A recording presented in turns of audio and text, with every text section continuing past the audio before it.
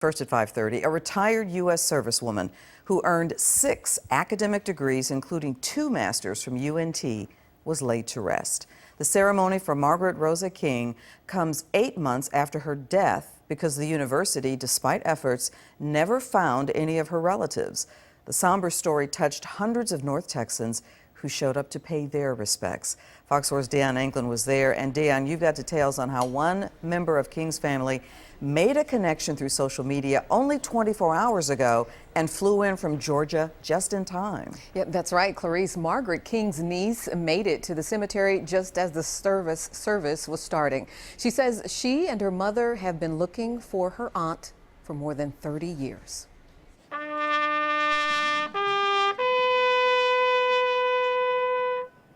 Eight months after her death, a memorial for Margaret Rosa King, a member of the U.S. Air Force, holder of 6 academic degrees, a job at UNT, and until one day ago, we've been looking for years actually for her. A woman with no known family or friends. Sherry Robinson rushed here from Atlanta, arriving just in time for the service. She says 67-year-old King was her aunt, her mother's long-lost older sister. On Tuesday, she read an article on Facebook. And everybody was commenting on it and saying how sad it was, and I just happened to click on it to read it.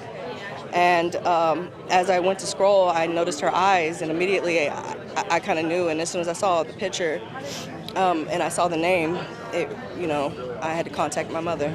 She was a decorated scholar, including 2 master's degrees from UNT, and was working on a 7th degree while holding a job as a campus janitor when she died of natural causes. And one thing about Margaret, when she joined the custodial department, her main concern was these buildings have got to look their best for the students.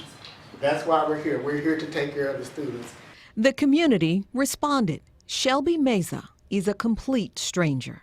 God tugged at my heart and said, "You need to go."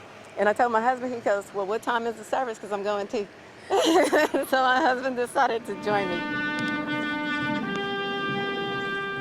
Robinson, emotional, says their family simply lost touch with King. Basically, I kind of grew up knowing that she existed. I still have a doll that she gave me as a kid and everything, but we just kind of took it that she was off in her studies.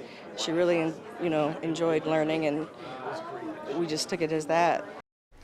Robinson's mother, King's sister, who lives in California, also flew in today, but she didn't make it in time for the ceremony.